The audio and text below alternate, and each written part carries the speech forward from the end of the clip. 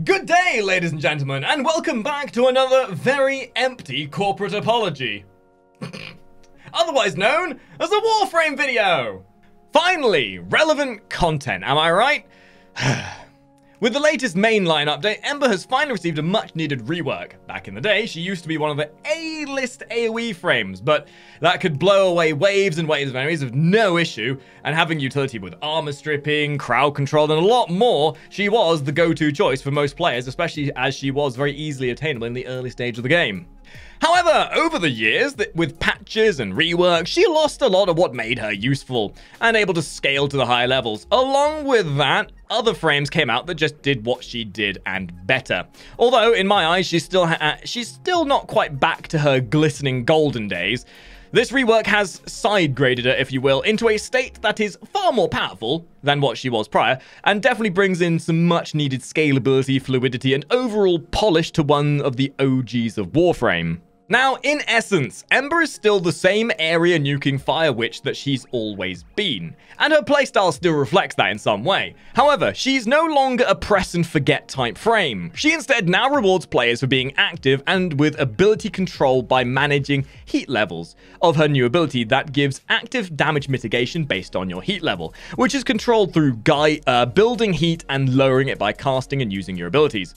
The more effectively you moderate your heat with your abilities, the more efficient your damage mitigation will be, and the more fluid your playstyle will be.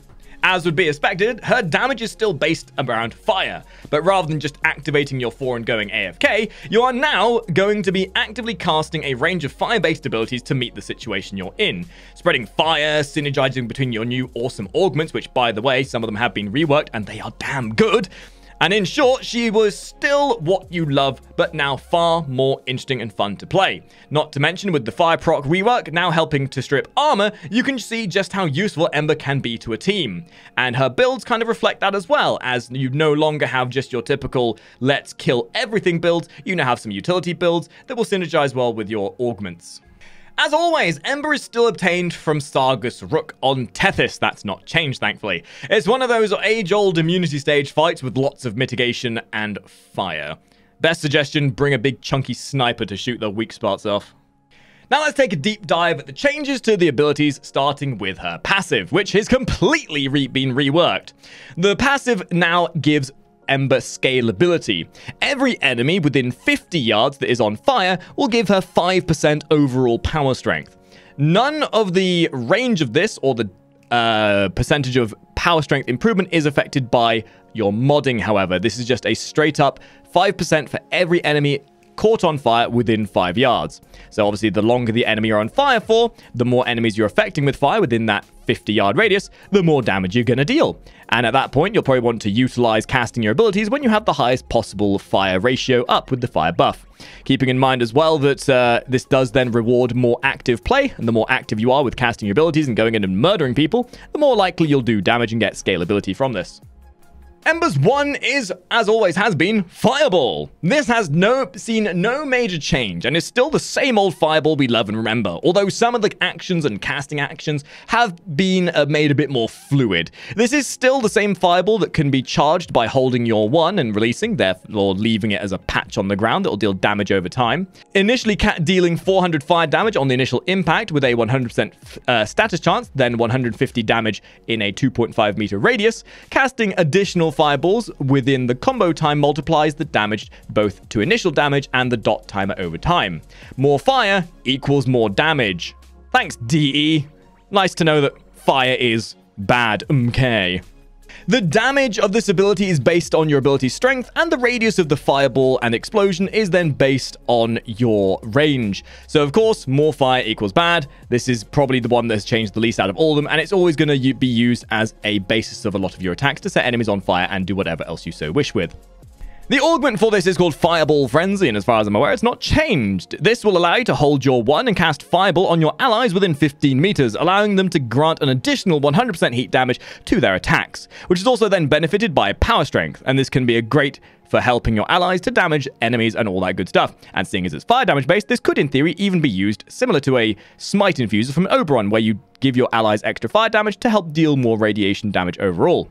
Ember's new ability in the place of her old 2 is now called Immolation. So this is replacing her old 2 with something a bit more useful. This is now acting as Ember's survivability and additionally encourages you to have some temper with the way you play your Ember. Ember basically turns up her thermostat to 1000 and gets a protective fire ward around her. While Immolation is active, Ember will gain 40% DR, otherwise known as damage reduction, as a base, which then scales up to 85% when reaching the highest level of your heat meter, which is shown down next to your abilities.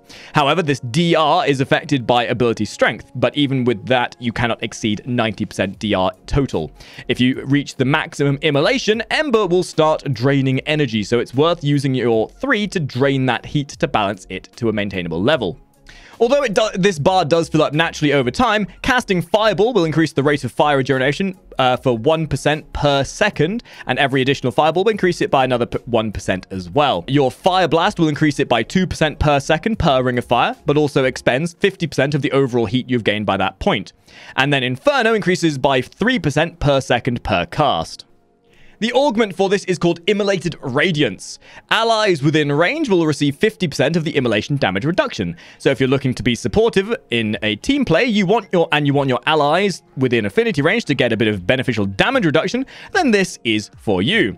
And obviously the stronger you make your damage reduction, the stronger theirs will become as well. Ember's 3 is Fire Blast. This is visually the same, but changed somewhat in terms of its overall effect. Ember will send out a ring of fire, expanding outwards to 25 meters, dealing 200 heat damage with a 100% status chance, which is really good to set them on fire to get help with you with your passive, with also a chance to knock back and allowing you to have some breathing room. And this is the fun part. Enemies hit are going to be stripped of 50 to 100% of their armor based on your overall immolation levels and your power strength. As mentioned, the damage and armor reduction are both affected by your ability strength, so more strength equals more armor stripping.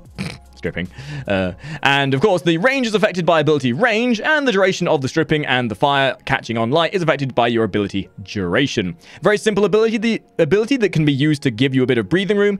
It's a very simple ability that can be used to spread fire, chaos, and absolute turmoil. Definitely an ability you're going to be utilizing a lot more, especially with her current kit, more so than she used to, at least I've found. The augment for this ability is called Healing Flame, and is, in my eyes, probably the most useful augment of Ember's new kit. Each enemy hit by your Fire Blast will generate an additional 25 to 50 energy depending on your immolation level. So you'll want to synergize this with your 2 in order to maintain the best self-sustain. This is, again, a very useful augment and personal preference whether you use it or not, but using this in conjunction with all your extra survivability you'll find you'll have now is very useful.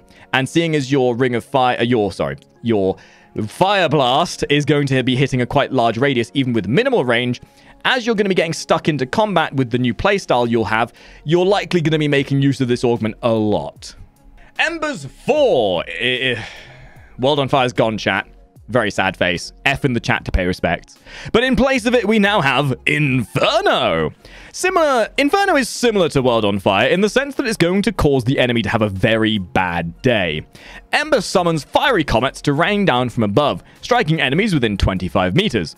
Enemies receive 2,500 heat damage on impact, becoming surrounded by a ring of fire for 15 seconds. While this ring of fire is active, they'll be dealt 350 to 700 heat damage per second, and other enemies coming into range of the rings on these enemies will be set ablaze, inflicting the same heat damage proc to them. So it's a very good way of spreading that fire damage and fire procs to keep your passive up. All damage of this ability is affected by ability strength. Duh. Range of the ability is affected by ability range, and the duration of the fire is then affected by ability duration. And honestly, the damage improvement from World on Fire and the consistency of this by comparison to World on Fire is amazing. I mean, I'm gonna miss World on Fire like everybody else on the planet, but watching giant fireballs coming down from the heavens is very visceral and very visually pleasing. And I think that's honestly one of the major things they've done to improve Ember, is just to make the feel of her play far more satisfying. So it's not as expensive as it used to be either, so you'll be utilizing this quite a lot. So in an ideal situation when you're playing Ember, depending on the augments you have equipped, you'll be using your 3 to knock enemies away to give you some breathing room. If you want to bring down a heavenly rain of fire, so long as you've you've got above the right amount of energy with enough left over to keep your immolation active, then you'll be using your 4 to do some major damage.